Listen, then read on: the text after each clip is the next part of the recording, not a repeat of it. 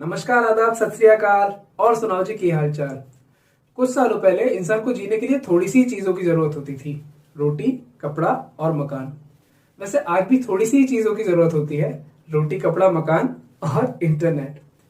दिन भर खाना खाए बिना शायद रात में अच्छी नींद आ सकती है, लेकिन दिन भर इंटरनेट यूज किए बिना थोड़ा मुश्किल है।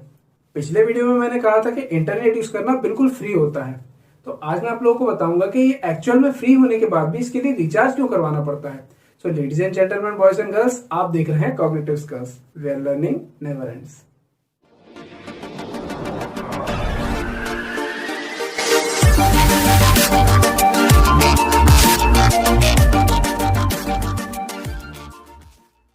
तो सबसे पहले मैं आप लोगों को ये बताता हूँ कि इंटरनेट हम तक पहुंचता कैसे है। पुराने टाइम की बात की जाए तो एक जगह से दूसरी जगह जाने के लिए सब कच्चे रास्ते हुआ करते थे। धीरे धीरे यहाँ पर पक्के रास्ते बनना शुरू हुए। पहले किसी एक जगह पर रोड बनी होगी, फिर किसी दूसरी जगह पर, और ऐसा करते करते आज ऑलमोस्ट सभी जगह पर पक्की सड़कें बनी हुई हैं। अब इन सड़कों पर हम पैदल चलें, साइकिल से चलें या किसी गाड़ी से, चलने में तो कोई पैसा खर्च नहीं होता। हाँ, गाड़ी में फ्यूल डलवाने का पैसा लग सकता है, लेकिन सड़क पर चलने का तो कोई पैसा नहीं लगता ना। लेकिन ये रोड किसी ना किसी ने तो बनाई है, या तो गवर्नमेंट ने या किसी प्राइवेट कंपनी ने।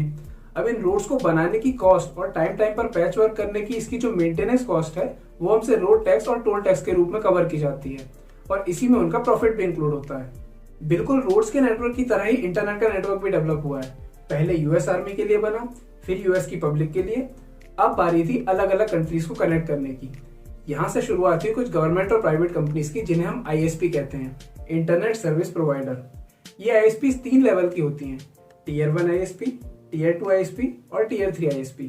टीयर 1 आईएसपी वो कंपनीज होती हैं जिन्होंने 2 कंट्रीज या 2 कॉन्टिनेंट्स के बीच समंदर के अंदर फाइबर ऑप्टिक केबल्स को बिछाकर पूरी दुनिया में इंटरनेट को पहुंचाया।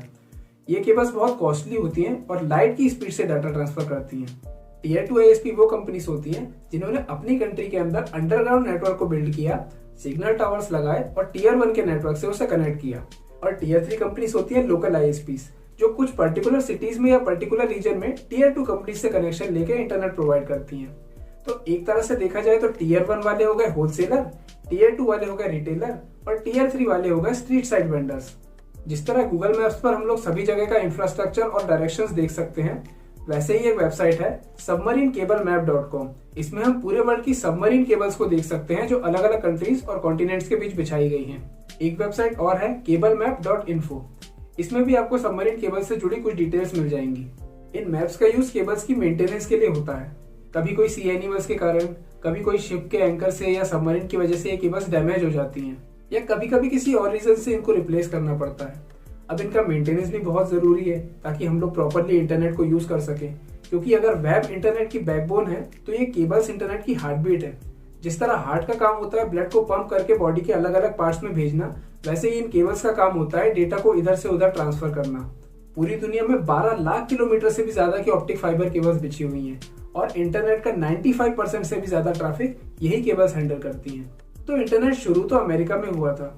बात करें अगर इंडिया की, तो इंडिया में इंटरनेट आया था 15 अगस्त 1995 को, जो लाई थी बीएसएनएल। बीएसएनएल नहीं, वीएसएनएल, विदेश संचार निगम लिमिटेड। ये गवर्नमेंट कंपनी थी जिसकी मदद से इंडिया के लोगों ने इंटरनेट यूज करना शुरू किया। 2008 में इसे टाटा ग्रुप ने एक्वायर कर लिया और तब से ये बन गई टाटा कम्युनिकेशंस।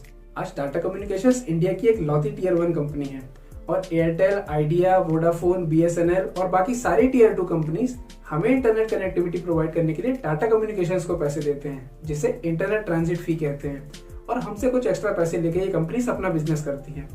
रिलायंस जियो ने भी एशिया, अफ्रीका और यूरोप के बीच अपना खुद का 25,000 किलोमीटर का सबमरीन केबल नेटवर्क बना के जियो को लॉन्च किया था, और इस रीजन का इंटरनेट हैंडल करने के लिए उसे किसी को भी कोई ट्रांजिट फी नहीं देनी पड़ती। तो इस चीज से आप लोग समझ सकते हैं कि रिलायंस जियो ने वेलकम ऑफर के नाम पर 3 महीने और फिर हैप्पी न्यू ईयर के नाम पर दोबारा से 3 महीने फ्री डेटा कैसे दे दिया, और इतने सस्ते रिचार्ज प्लान कैसे लेकर आ गया कि पूरी इंडस्ट्री को डोमिनेट कर लिया। तो ये है पूरा कॉन्सेप्ट डेटा पैक्स और ब्रॉडबैंड का, कि रोड पर एक जगह से दूसरी जगह जाने का कोई पैसा नहीं लगता, लेकिन रोड को बनाने और उसको मेंटेन करने का एक तरह से किराया लिया जाता है। अब बात आती है कि इंटरनेट रिचार्ज का पैसा तो हम लोग आईएसपी को देते हैं, लेकिन विजिट तो हम कितनी सारी वेबसाइट्स करते हैं। तो क्या हमारे रिचार्ज प्लान का कुछ हिस्सा इन वेबसाइट्स के पास भी जाता है जो हम यूज करते हैं? या फिर ये ISPs मिलकर सभी वेबसाइट्स को कुछ अमाउंट पे करती हैं वेब सर्विसेज देने के लिए। लेकिन अगर देती हैं तो इंटरनेट पर डेली लाखों वेबसाइट्स बन रही हैं, किन किन को कितना पैसा देंगी, और अगर नहीं देती तो इन वेबसाइट्स की अर्निंग कैसे होती है। तो इन सब सवालों के जवाब जानते हैं हम लोग नेक्स्ट वीडियो में कि इंटरनेट रिचार्ज करवाकर हम अपने ISP को पैसा देकर वेबसाइट्स पे टाइम बिताते हैं तो इन वेबसाइट्स को कैसे पैसे मिलते हैं। आई होप ये इन्फॉर्मेशन आप लोगों को पसंद आई होगी। वीडियो से जुड़ा कोई भी सवाल है तो कमेंट बॉक्स आप लोगों के लिए ओपन है। लाइक कीजिए, शेयर कीजिए। मैं मिलता हूँ आपसे अगले वीडियो में। तब तक के लिए बी पॉजिटिव, बी पॉजिटिव।